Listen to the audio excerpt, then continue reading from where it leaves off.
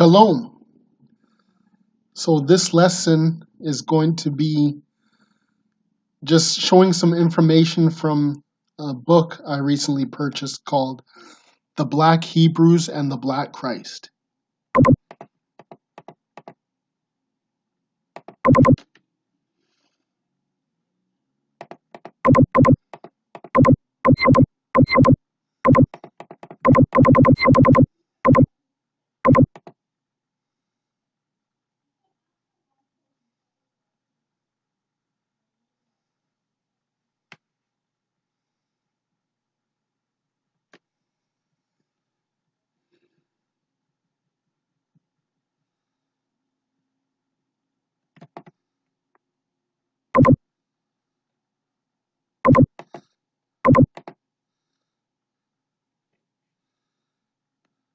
Okay. Many again say that the Jews were a race of Ethiopian origin. When people think of Jews of today, what comes to mind are the inhabitants of modern-day Israel, most of whom are not blacks.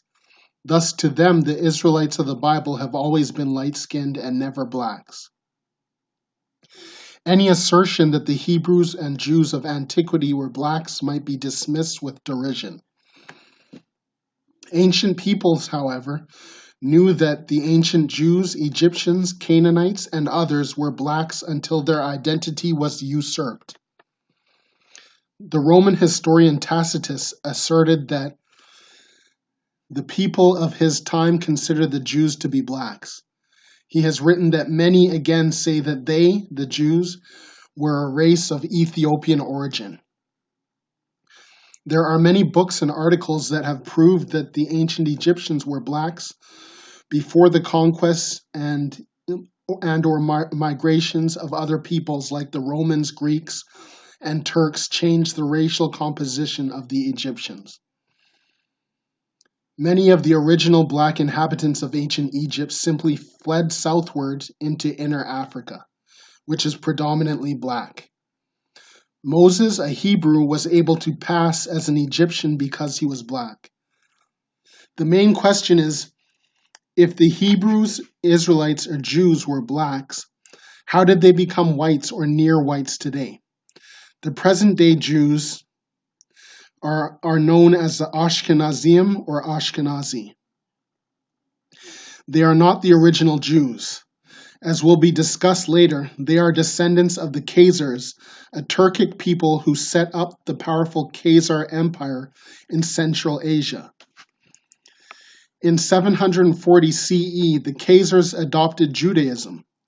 They were caught between the Muslims and the Christians and decided that maintaining a neutral stance as far as religion was concerned would best serve their interests.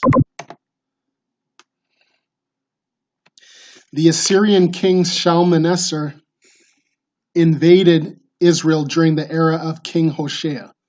The Israelites resisted valiantly but were ultimately defeated. Samaria, the capital of Israel, was destroyed and the Israelites were deported to Assyria. In the 12th year of Ahaz, king of Judah, began Hoshea, the son of Elah, to reign in Samaria over Israel 9 years. And he did that which was evil in the sight of the Lord, but not as the kings of Israel that were before him. Against him came up Shalmaneser, king of Assyria, and Hoshea became his servant and gave him presents. And the king of Assyria found conspiracy in Hoshea, for he had sent messengers to So, king of Egypt, and brought no present to the king of Assyria, as he had drove year by year. Therefore the king of Assyria shut him up and bound him in prison. Then the king of Assyria came up throughout all the land and went up to Samaria and besieged it 3 years. In the 9th year of Hoshea, the king of Assyria took Samaria and carried Israel away into Assyria and placed them in Halal and in Habor by the river of Gozan and the cities of the Medes. The Assyrians repopulated the land of the black Israelites with different peoples. And the king of Assyria brought men from Babylon and from Kula and from Ava and from Hamath, and from Sepharvaim, and placed them in the cities of Samaria instead of the children of Israel. And they possessed Samaria and dwelt in the cities thereof. The black Israelites who had been forcibly removed from their lands became the 10 lost tribes. Some of them returned to Israel, but most of them became lost. The blacks of Judah were not deported since they were willing to pay a large annual amount of tribute.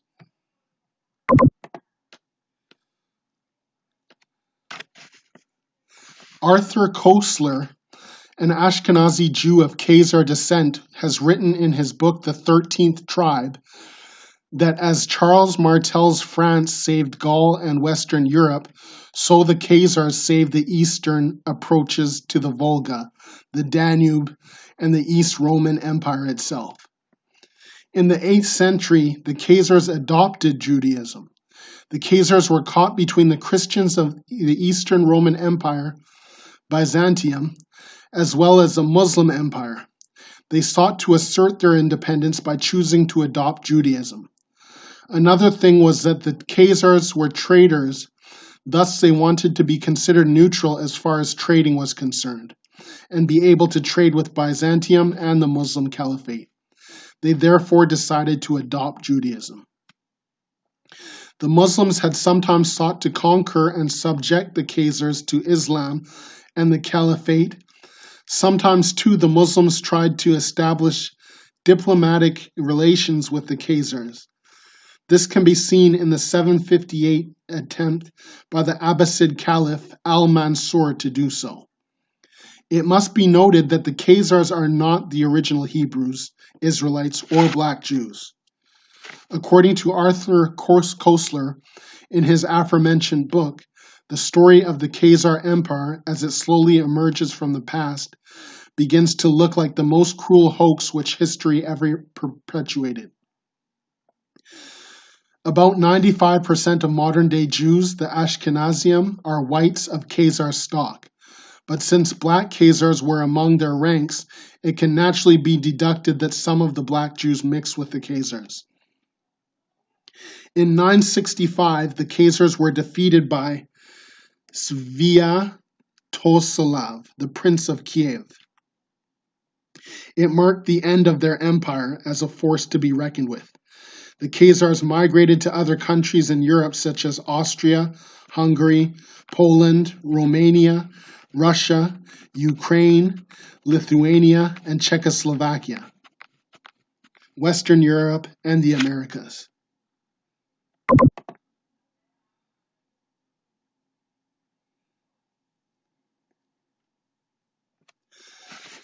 The British promised to give the Khazars Palestine as their new homeland if they could help convince the United States to join them against the Germans.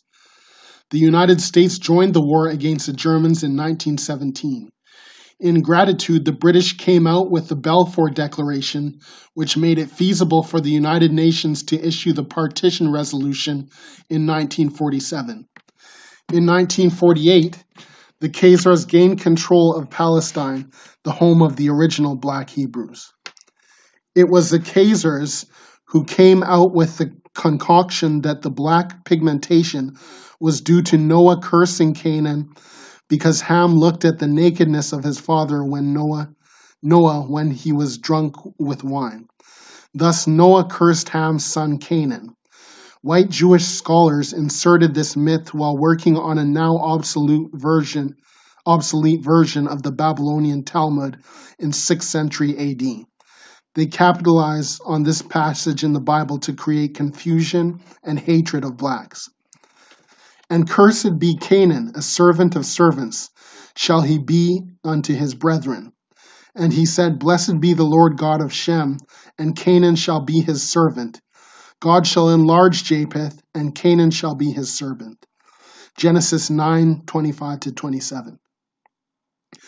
According to the Bible, Canaan's offspring were to be temporarily controlled by Japheth and Shem. Blacks were also descended from Cush, Mizraim, and Put, but their descendants were not included in the curse. Thus, the entire black race could not have been cursed. Even if this curse was to be regarded as true, one can point out the fact that Canaan's descendants fulfilled the curse when the Romans withdrew from Palestine around 450 AD. Moreover, the Canaanites, ancestors of the Phoenicians, had their great city of Carthage destroyed by the Romans, and the Greeks also took control of Tyre. The Canaanites were also enslaved by the Hebrews, who were in turn enslaved by the Egyptians.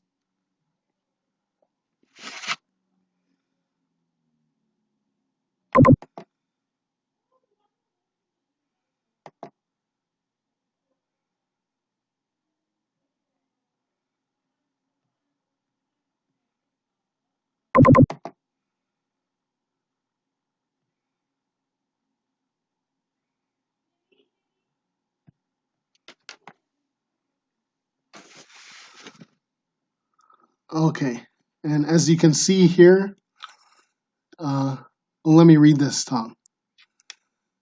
Abraham has been called a Semite. Abram was from Ur of the Chaldees, as was his father Terah. Ur was located in Lower Mesopotamia, which is modern Iraq. Indeed, the earliest Semites were blacks. Abraham is said to be the father of the Hebrews. The Chaldeans or Neo-Babylonians lived many years after Abraham's time, even though Abraham is said to have come from Ur of the Chaldees. This is just to indicate that he came from the same region, although Chaldee was a later name. And this image shows Abraham about to slaughter his son Isaac from the Via Latina fresco in the catacombs of Rome.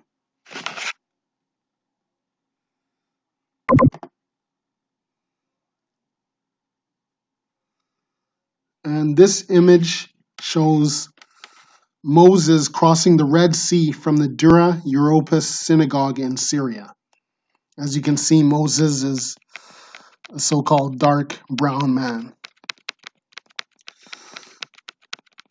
Moses' wife Zipporah was black. Her father was known as Jethro, a Midianite or Ethiopian priest who helped Moses when he fled from Egypt.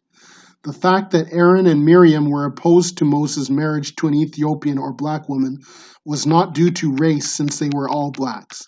It was because Zipporah had different religious inclinations. God had forbidden the Israelites to intermarry with other peoples because they became influenced as a result to worship other deities and idols like Baalim. Miriam, because she had challenged Moses' authority, was struck by leprosy and became white as snow.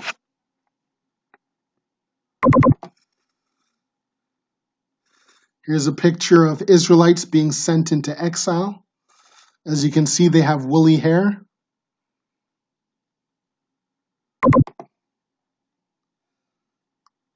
Here's a picture of Virgin Mary and child from the catacombs of Priscilla in Rome.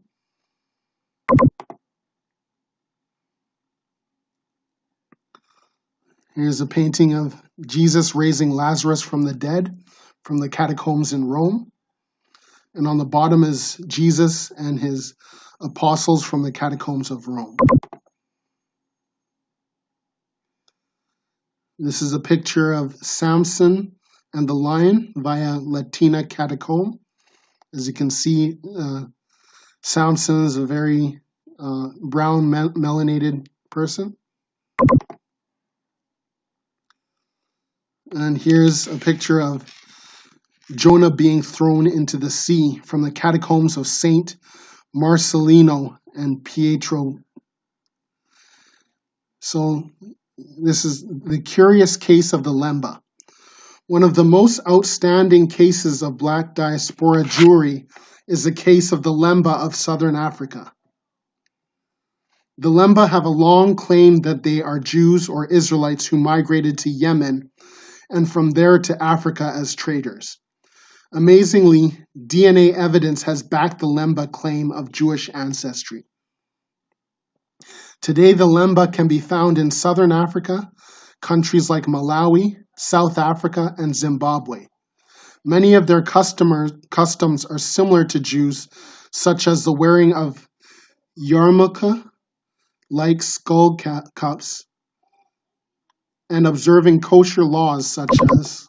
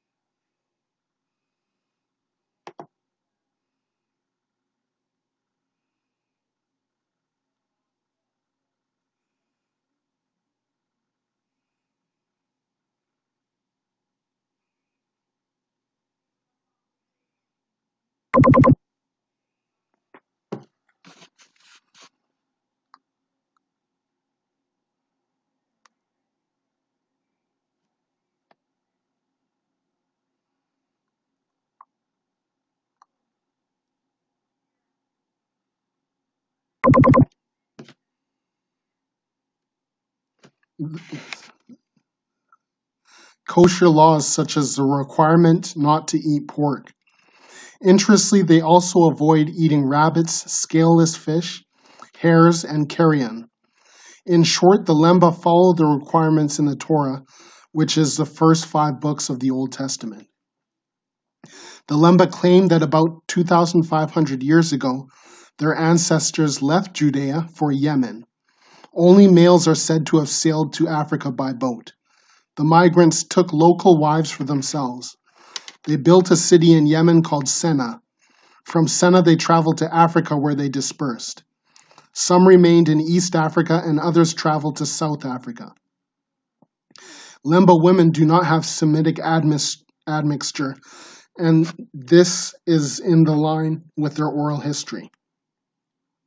Professor Tudor Vernon Parfit, a professor of Jewish studies then at the University of London, spent several months among the Lemba. He later traveled to Yemen and to his astonishment discovered a village in that country called Senna, thereby collaborating the Lemba's oral history. The village is said to have been inhabited by many Jews in the past, although the number of inhabitants has greatly declined since 1948, when Israel was established. Tudor Parfit has described his discovery in a book entitled Journey to the Vanished Land. In 1996, Birtle and Jenkins from the South African Institute for Medical Research at the University of the Witwatersrand carried out a genetic study of the Lemba and found that half of the Lemba Y chromosome, male chromosome, was Near Eastern or Semitic in origin. DNA tests by Parfit also concluded that the Lemba have Jewish DNA. As Professor Magdal de Leroux of South Africa has written in her book, The Lemba, a Lost Tribe of Israel in South Africa. The Buba clan is a priestly Lemba clan and it is also the oldest. Lemba oral tradition has it that a man named Buba led the Lemba from Judea to Yemen. Buba is believed by some to have been derived from Judah. The Lemba already had this oral history about the Buba being the priestly clan before genetic tests proved them right.